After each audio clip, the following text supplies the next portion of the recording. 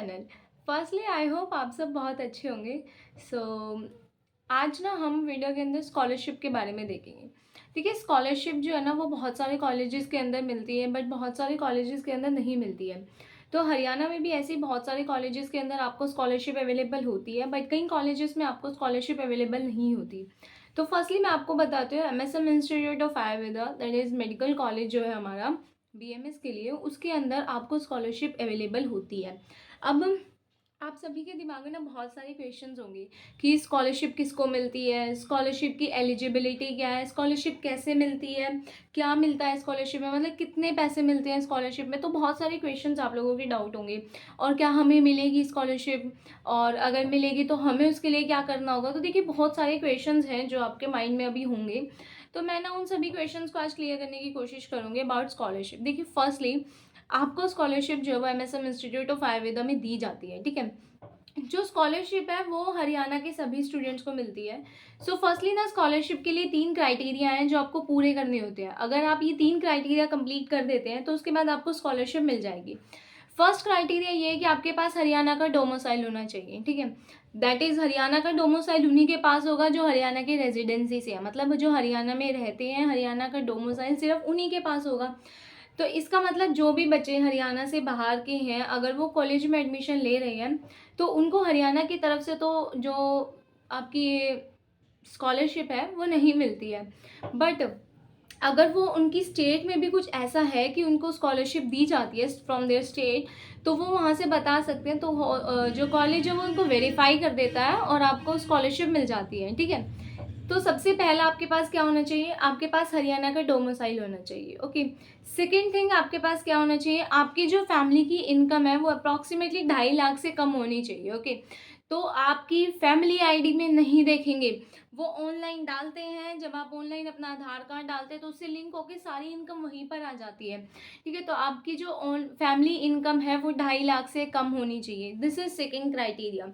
Third criteria, आपके पास category होना चाहिए, जो बहुत ही इंपॉर्टेंट है, क्योंकि जनरल, ईडब्ल्यूएस, इन सबको ये स्कॉलरशिप नहीं दी जाती है। ये स्कॉलरशिप सिर्फ वैलिड होती है एससी, एसटी, ओबीसी वाले बच्चों के लिए।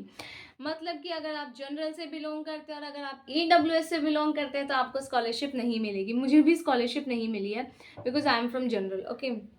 और जो भी बच्चे जनरल से हैं या फिर ईडब्ल्यूएस से, उनको स्कॉलरशिप नहीं मिलेगी, बाकी सबको स्कॉलरशिप मिल जाएगी, ठीक है।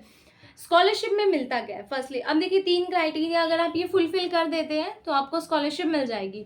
अब मेन बात ये आती है कि स्कॉलरशिप में मिलता क्या, आपकी जो पूरी की पूरी फीस होती है जो आप कॉलेज को पे करते हैं, वो सारी की सारी फीस आपको वापस मिल जाती है थ्रू स्कॉलरशिप।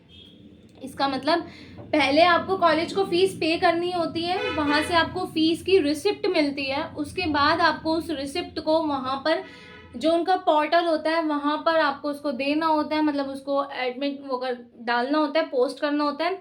देन आपको फिर उसके बाद कुछ टाइम लगता है रेवेन्यू जनरेट होने में, उसके बाद आपको वो जो कंप्लीट फीस होती है वो बैंक में वापस मिल जाती है, ठीक है।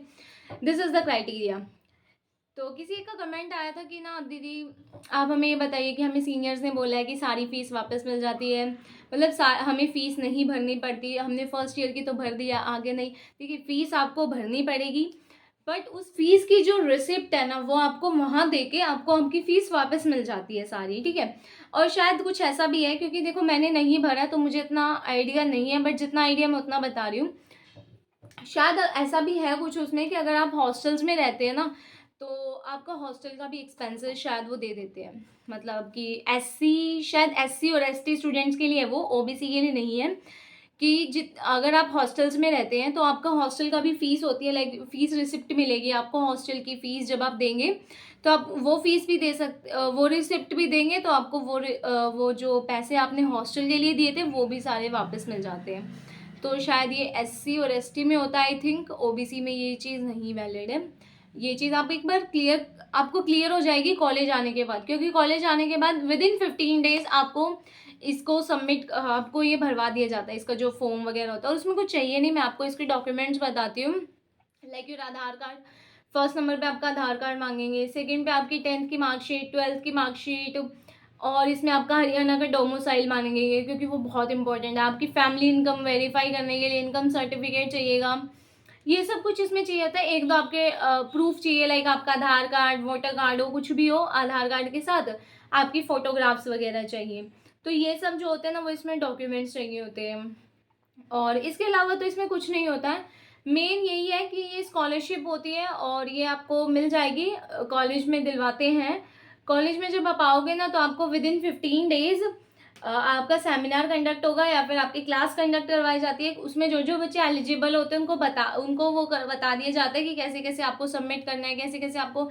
और मैं इसका नाम बता देती हूँ, आप साइट पे चेक कर लीजिएगा, हरियाणा छात्रवृत्ति स्कॉलरशिप।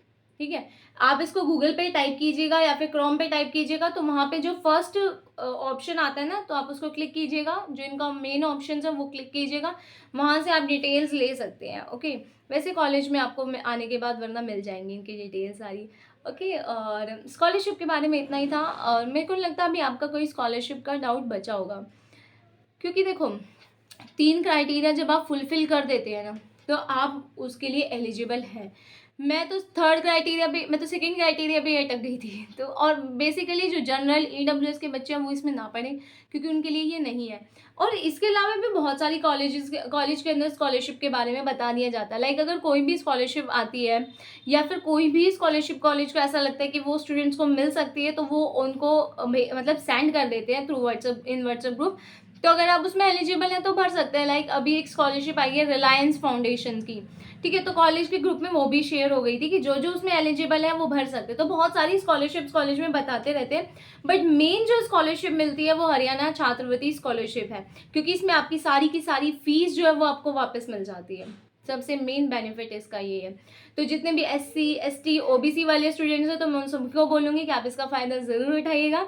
आपकी सारी फीस आपको वापस मिल जाएगी। मतलब आप BMS अगर आप कर रहे हैं तो वो आपकी फीस सारी वापस दे देंगे। ओके, बट पर ईयर ये वापस आएगी, क्योंकि आप जैसे पे करोगे कॉलेज को, उसके बाद आप रिसिप्ट उनको दोगे, फिर वो रिसिप्ट के थ्रू ही आपकी फ़ीस वापस आती है। और हाँ, ये सारे डॉक्यूमेंट्स, ये सारा जो कुछ भी आप अपने आप अपलोड नहीं कर सकते, क्योंकि कॉलेज इसको वेरीफाई करेगा। तो आपको कॉलेज में टीचर हैं, डॉक्टर पवन सर हैं शायद, आपको उनसे इसके लिए वो मिलना पड़ता है, क्योंकि वही जो है वो इन सबको देखते हैं। तो जब आप कॉलेज आओगे तो आपको इन सब के बारे में बता दिया जाएगा। ओके, आपको मेरी वीडियो अच्छी लगी है तो please hit the like button and also please subscribe my channel. बहुत कम सब्सक्राइब लोग करते हो आप लोग, मतलब जितने मेरे वॉच आवर्स, मतलब मैं देखती हूँ ना, जितने भी पीपल मेरी वीडियोस को वॉच करते हैं उसमें से मैक्सिमम नॉट सब्सक्राइब वाले हैं। वाई भाई, आप लोगों को मैं अच्छी नहीं लगती? मैं तो आप लोगों की सारी डिमांड भी पूरी करती हूँ।